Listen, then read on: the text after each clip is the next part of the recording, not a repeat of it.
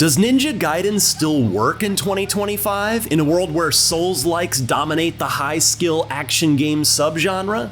I played Ninja Gaiden 4 for the first time last weekend, and my answer is unequivocally yes, absolutely, 1000%. Ninja Gaiden not only still works in 2025, but it is a high-speed, stylish breath of fresh air.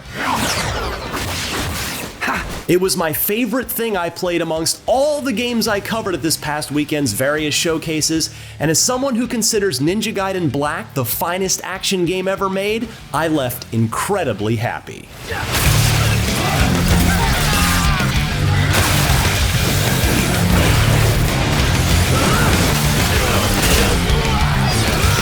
A mere 25 minutes of hands-on time with Ninja Gaiden 4 isn't remotely enough to make a judgment call on where Platinum Games and Team Ninja's sequel will fit into the hierarchy of the franchise, but it was enough to make me feel like a badass killing machine and still challenge me in the process.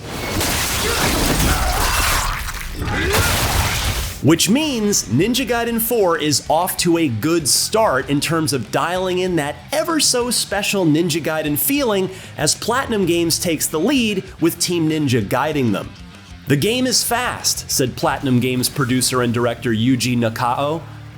"We wanted to make sure it feels like a modernized high-speed game while staying true to what Ninja Gaiden is."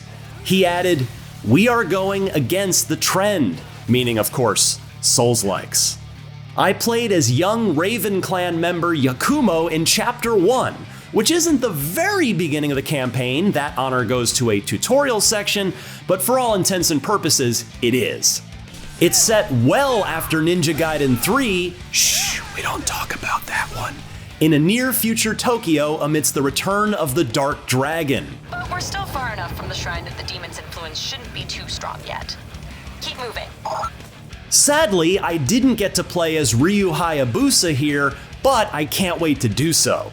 I didn't mind too much in my demo though, because I was having so much fun as Yakumo.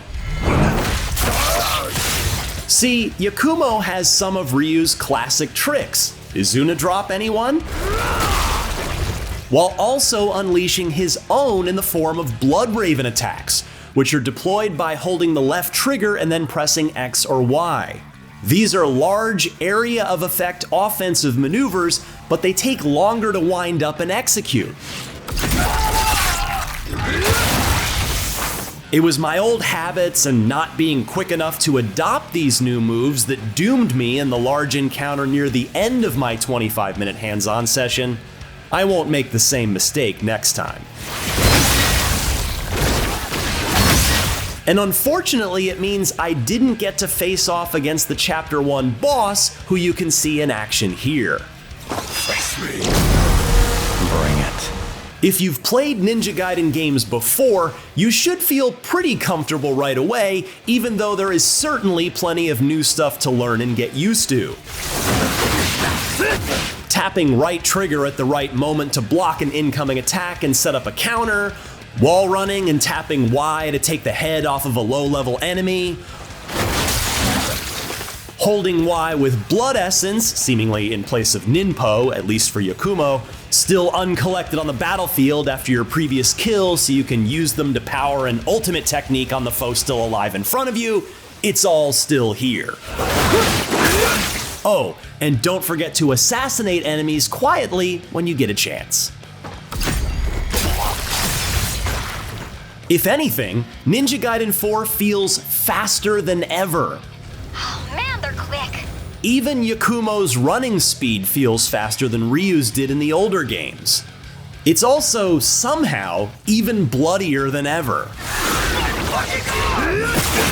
Things started to get gory in Ninja Gaiden 2, but here the crimson fountains spray every which way, constantly coating Yakumo in a carry-like coating of plasma. Arterial spray gets everywhere when slicing and dicing a handful of foes. It's like a vampire's dream come true out there. Now let's all sit back and watch this awesome sequence for the next minute and a half or so, which I remind you again is only from the first proper level of the game.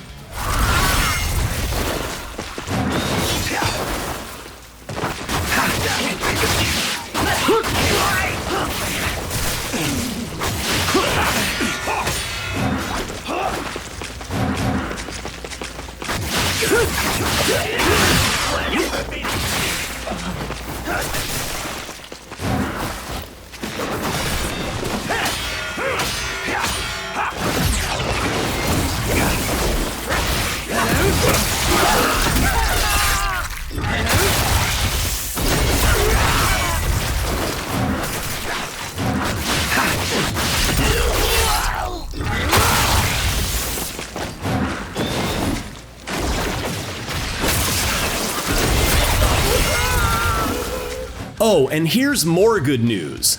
The camera is actually pretty good now. It's certainly evolved over the years, but thankfully in 2025, it no longer seems to be a detriment or distraction to the player. Certainly a lot more time will be needed to verify this initial impression, but the camera didn't annoy me once in my entire hands-on session. Difficulty modes, meanwhile, can be adjusted on the fly if, say, you're playing on hard and want to drop it to normal for a particularly tough boss. An easy mode is here too. It's called Hero Mode, but I didn't get to test it out to see just how forgiving, or not, it might be. I spent my time on normal difficulty. Also, baked into normal at least, and presumably hero as well, but I'm not sure about hard yet, is a feature that offers you a helpful item if you've failed a particular encounter a few times. On that last big rumble I was too slow to bring Yakumo's new attacks into, I was given a large healing elixir to help me on my next attempt. Ninja Gaiden 4's checkpoint system now takes some stress out of trying to find a save point with ample health and supplies. A red-eyed raven can also be approached, which triggers a visit from a friend who can unlock combat skills in exchange for the in-game currency you've accumulated. You can also go into a practice mode from here too that lets you get familiar with your moves, which I didn't waste time doing during my short demo. Oh, too good for practice, huh? And yes, there are collectibles to look for as well. They're called Gordies, and they're little adorable creatures that you have to complete a quick time event sequence in order to secure. I found one Gordie in Chapter 1, and it was only 2 rapid succession button taps to bag it. We'll see if the QTEs get more complicated and difficult the deeper into the campaign you get. I'm not sure yet if collecting them will yield any sort of greater reward.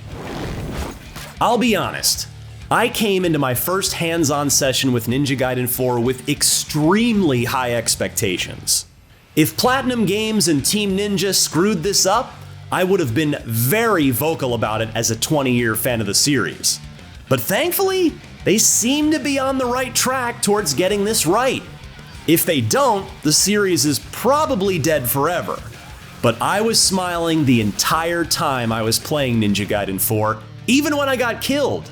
Its need for combat speed is matched by its sense of style, and all I want to do right now is play more Ninja Gaiden 4. The Year of the Ninja might truly be magical. Between the excellent Ninja Gaiden 2 Black earlier this year, the extremely promising Ninja Gaiden Ragebound that we also just played and adored, Sega's seemingly focused 2D revival of Shinobi, and the biggest one of them all, Platinum Games' Ninja Gaiden 4. I'm as optimistic as ever that they're gonna nail this when it, Izuna, drops on October 21st. The Dark Dragon is mine. For more previews of the coolest upcoming games, don't miss our recent looks at Ninja Gaiden Ragebound and Holston. And for more on all your favorite video games, stick with IGN.